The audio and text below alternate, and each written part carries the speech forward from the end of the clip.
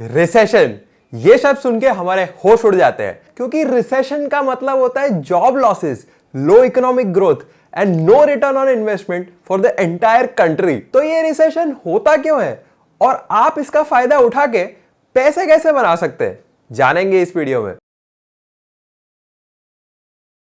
तो सबसे पहले तो समझते हैं रिसेशन होता क्या है। तो जो रिसेशन का जो कॉन्सेप्ट है या जो रिसेशन का आइडिया है, उसके हिसाब से recession is a drop in economic activity in a country. तो बेसिकली रिसेशन में कंज्यूमर्स कम चीजें खरीदते हैं, लोग पैसे बचाना प्रेफर करते हैं और तो और लोग कोई भी तरीके के रिस्की इन्वेस्टमेंट नहीं करते। पर ये जो मैंने अभी डिस्क्राइब किया वो तो बस एक आइडिया था। तो कैसे ये आरबीआई, फेड, आईएमएफ ये सब लोग कैसे बोलते थे कि कोई कंट्री रिसेशन में गई है। तो रिसेशन का जो सबसे पॉपुलर मेट्रिक है उसके हिसाब से कोई भी कंट्री रिसेशन में तब होती है जब उसकी जीडीपी कंसेक्यूटिवली 2 क्वार्टर तक गिरती है। जब भी कोई कंट्री में रिसेशन आता है तो वहां हो जाते हैं हाई अनएम्प्लॉयमेंट रेट्स, जो कैपिटल मार्केट्स होते हैं लाइक द स्टॉक मार्केट वो बिल्कुल परफॉर्म नहीं करते, और जो इंटरेस्ट रेट्स होते हैं on things like cars and homes वो बढ़ जाते हैं। तो भाई आप बोलोगे कि रिसेशन तो बहुत ही ज्यादा खराब चीज है, अनएम्प्लॉयमेंट बढ़ जाता है, इंटरेस्ट रेट्स बढ़ जाते हैं, तो भाई हमें रिसेशन को एट ऑल कॉस्ट अवॉइड करना चाहिए। बट ये एक्चुअली में सही नहीं है। जो रिसेशन होता है वो हमारी इकोनॉमिक साइकिल का एक बहुत ही ज्यादा इंपॉर्टेंट पार्ट होता है। समझते हैं कैसे।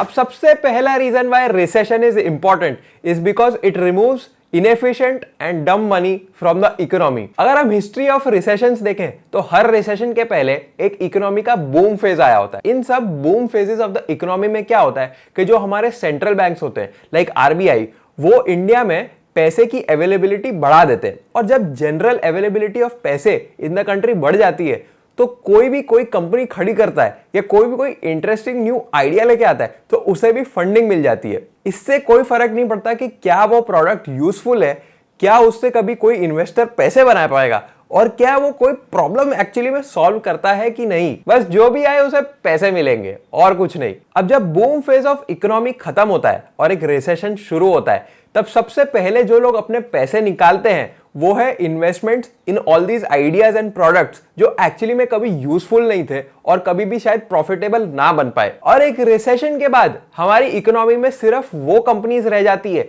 जो एक्चुअली में अच्छे प्रोडक्ट बनाती है, जो प्रॉफिटेबल होती है, जिनके पास ज्यादा लोन नहीं होते और जो एक्चुअली में कोई प्रॉब्लम सॉल्व कर रही होती है फॉर द कंज्यूमर्स। इस पूरी चीज को आप 2 एग्जांपल से समझते हैं। सबसे पहले तो पेटीएम मॉल।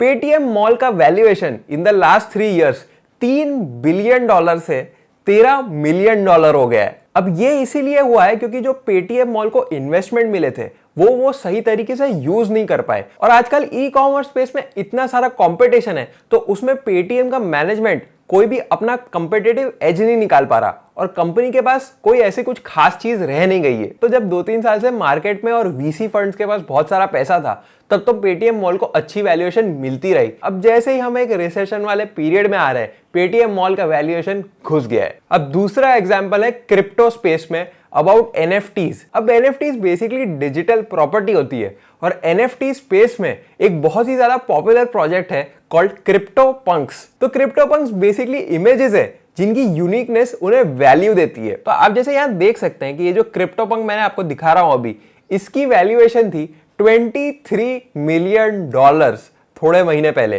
$23 मिलियन हम देखें तो इट इज एक्चुअली 179 करोड़। तो अगर हम अब देखें कि क्रिप्टो पंक में क्या हो रहा है तो आप देख सकते हैं कि ये जो क्रिप्टो पंक्स के आजकल के प्राइसेस है वो कितने हो गए, $50,000, $60,000, $50,000 ऐसे सब में बिक रहे हैं। ये एक $100,000 वाला भी है, बट इन जनरल 23 मिलियन जो पीक था उससे बहुत ज्यादा कम। अब इन दोनों केसेस को सही तरीके से समझते हैं। Paytm mall e commerce space में, तो इसका यह मतलब नहीं था कि ई कॉमर्स स्पेस ही पूरा बेकार है।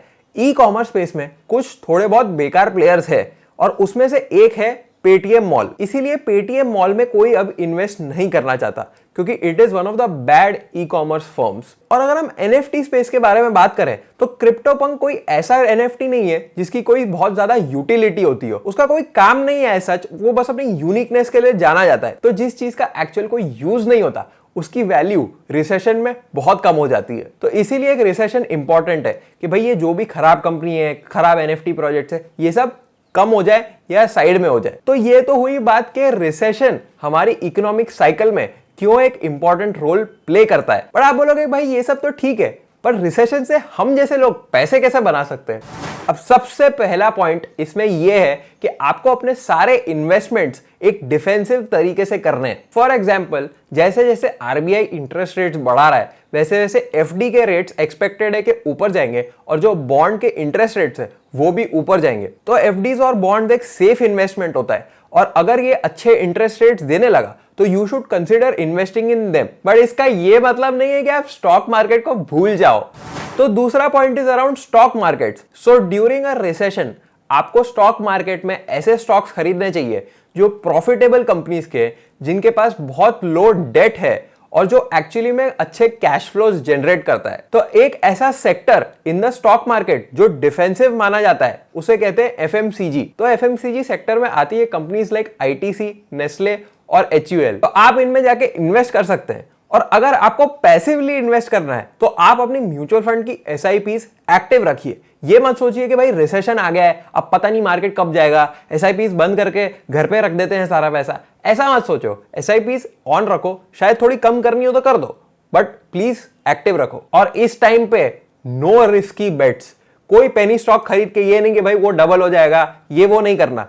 रिस्की बेट नहीं लेना इन द स्टॉक मार्केट। तो अब हमने ये बात कर ली कि पैसे बना कैसे सकते हैं, बट अब समझते हैं कुछ चीजें जो हमें नहीं करनी चाहिए ड्यूरिंग अ रिसेशन। तो सबसे पहला तो ये है कि आजकल आप कोई नया लोन मत लेना। जैसे जैसे आरबीआई अपने इंटरेस्ट रेट्स बढ़ा रहा है, वैसे वैसे हमारे जो होम लोन है, जो हमारे कार लोन है, पर्सनल लोन है, वो सब और महंगे होते जा रहे हैं। तो इसका मतलब ये है कि जो पहले आपको इंटरेस्ट रेट मिल सकता था शायद 6.5%, वो अब 8, 8.5% भी हो सकता है। तो अगर आपकी लोन नीड अभी अर्जेंट नहीं है तो प्लीज थोड़े दिन रुक के लोन लीजिएगा। दूसरा पॉइंट इज कि आपको एक रिसेशन में एक स्टेबल जॉब की वैल्यू समझनी चाहिए। रिसेशन का एक अगली पोर्शन है कि भाई मार्केट में अनएम्प्लॉयमेंट बढ़ जाता है। जैसे जैसे कंपनीज जिनके प्रोडक्ट इतने अच्छे नहीं होते या जिनका बिजनेस मॉडल में कुछ प्रॉब्लम होते हैं, उनसे जैसे जैसे लोग पैसे वापस लेते हैं, वैसे वैसे अनएम्प्लॉयमेंट इन द मार्केट बढ़ जाता है। और पहले तो ये सिर्फ यूएस साइड पे ज्यादा सुनने में आता था कि लेऑफ्स बढ़ गए, बट आजकल जो हमारे इंडियन स्टार्टअप इकोसिस्टम है